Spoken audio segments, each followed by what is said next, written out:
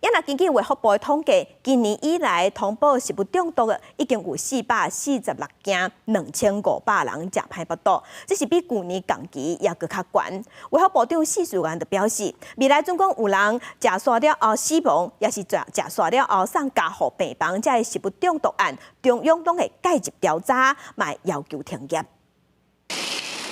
礼拜星期前台整甲恰恰，才放入去烘炉甲烘好熟，制作好食个酒肆的政府猪排就好啊。另外一区放饲食食材，师傅是无用咧切肉零钱。业者讲，灶卡是处理食材的所在，为着确保消费者的食品卫生，餐厅的内外场逐工拢会做清洁消毒的工作。每一个餐期过后都用漂白水去做一些台面的清洁跟擦拭。那到晚上关店的时候，会再做全场的整理。因最近一直出现食安的案件，包括台北市宝林地市的邦克烈酸中毒案，王品旗下的粗瓦向热等等餐厅，连锁餐厅北方分集有民众去食饭食了是出现落肚的镜头看医生。疾管署检验了后发现讲，王品2间餐厅食物中毒的凶手就是诺罗病毒。病毒它传播能力非常快，很容易造成情绪的食物中毒。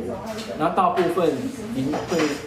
容易被诺罗病毒污染的食物，包括即食品、生菜沙拉，还有海鲜类。有立委批评讲，中央和地方的食安法规是无共调，中央甚至规定讲食物中毒要到50个人，这介入调查是要求停业、标准收零。严重的食物中毒事件，比方说有死亡、有进 ICU 的，那就不管几人，就